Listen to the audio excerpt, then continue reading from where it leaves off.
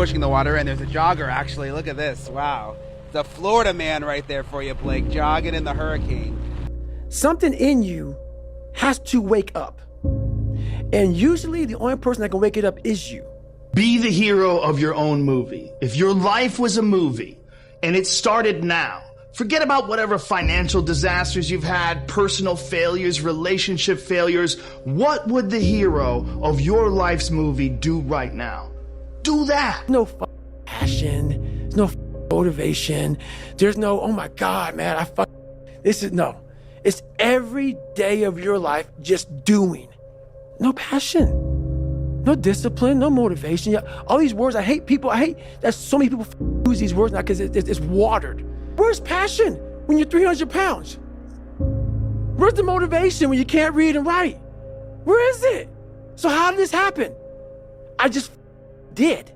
It was life and death. Either you live or you die. Which one do you want, Tom? That was the decision. In the corporate life and in the gym. But if you want something bad enough,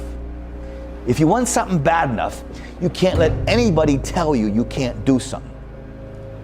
I'll repeat that. If you want something bad enough, you can't let anybody tell you can't do something, not even yourself. A lot of days I'm like, oh, you can't do this, Tom. You can't be as quick as a 30-year-old on the computer. Let me show you, Leon. I would have arguments with myself. I could do it. We define ourselves far too often by our past failures. We look at our past and we say, well, that's me. That's not you. You are this person right now. You're the person who's learned from those failures. And you can choose to be the hero of your own movie right now. Write down your goals. Write down things you want to improve. Write down things you won't tolerate from yourself. Write down things that you've done in the past that you never want to see yourself do again. And go forth. Everyone is jealous of what you've got. No one is jealous of how you got it. Everybody wants the view, but no one wants the climb. We're up here because of 4 a.m. We're up here because of 2-a-days or 5-a-days. We're up here because we had a dream and let nothing stand in our way. People see the trophies, but not the training ground. I have failed far more times than I've succeeded. Far more. You will never succeed more than you fail. That's not how it works. You know why? Because failure is a wonderful teacher. It's the only way to learn. You have to fail. Failure is a part of the process to becoming successful. So when you fail, it's a part of the process. Shit, who you know that gets it right all the time? That's impossible. You have to fail. Matter of fact, when you fail, be glad about it. Every time you fail, you're one step closer. The only way you're ever going to get to the other side of this journey is you have got to suffer to grow. To grow, you must suffer. Some people will get it and some people won't. Louis, a moment of pain is worth a lifetime of glory.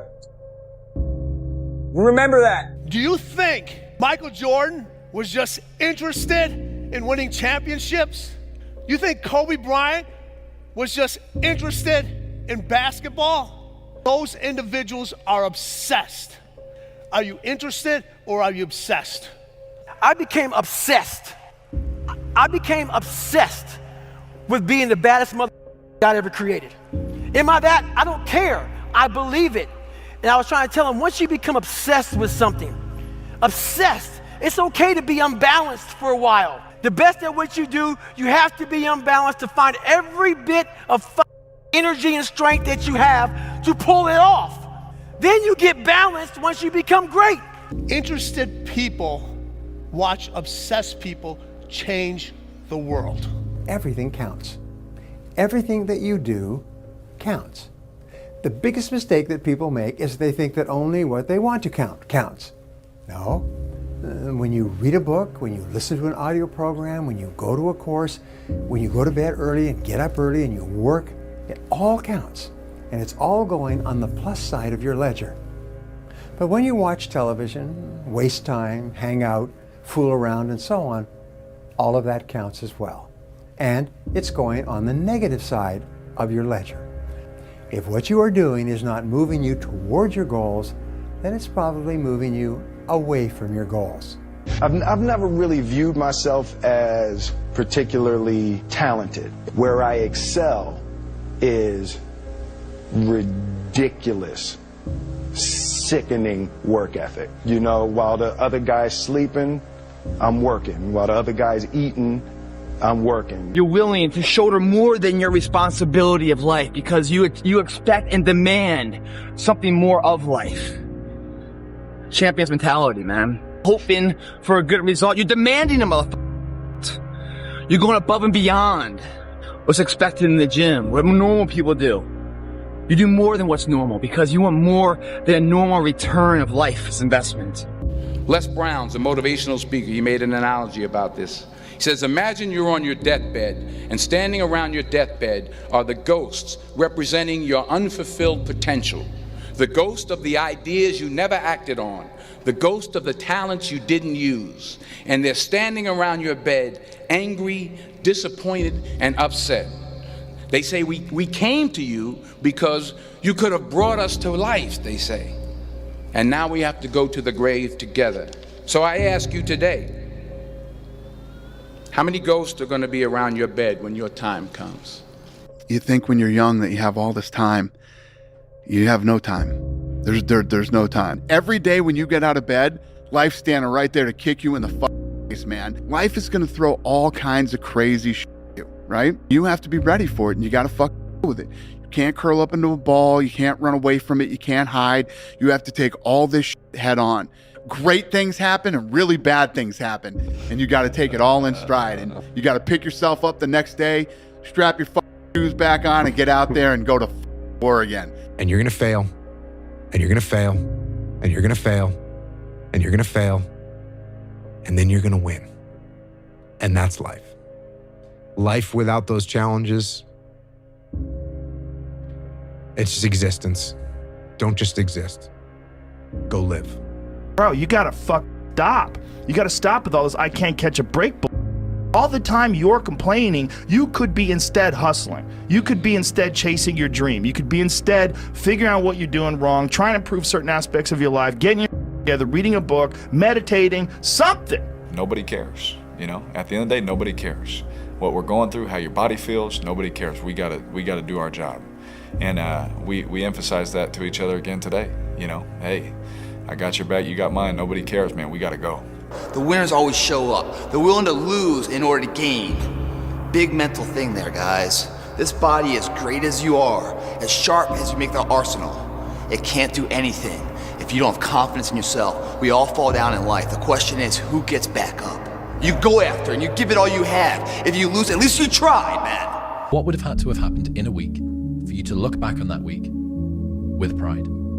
Okay, maybe stop breaking promises to yourself. When you say, I'm going to wake up tomorrow at 7 a.m., and when the option comes to hit the snooze button, don't do it. There's one win that you've got for the day.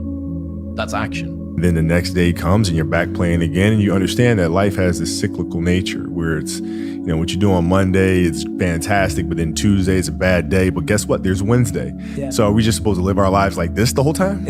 You know, versus just staying like this and understanding that it's really just a journey of evolution every day. It's just constant improvement, constant curiosity, constantly getting better. The results don't really matter. It's the figuring out that matters. Yeah, and we all get obsessed about the results. Yeah. Like we get obsessed about like the output. Yeah. Not the input, of not figuring it out and not like changing things. What you said, trial and error, like the experimenting. Yeah. We forget to do that. I was not always this strong guy you see. I went through a lot of hard times in my life to get here today. All I wanted to be was an uncommon man. In my whole life, I was not that. Much worse than that. So I came home one day from working at a job called Ecolab where I sprayed for cockroaches. Made $1,000 a month, weighing 300 pounds. And I got home and I watched a show on Discovery Channel of guys carrying boats and logs. Navy SEAL training. And I decided to make a change in my life. And I called the recruiter up and he asked me these questions. You had to meet a certain age, like a certain height and weight limit. I was 6'1" and 300 pounds.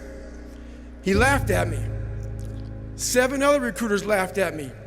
One recruiter finally said, "Come on in, I'm too busy to talk to you on the phone." He didn't know how much I weighed.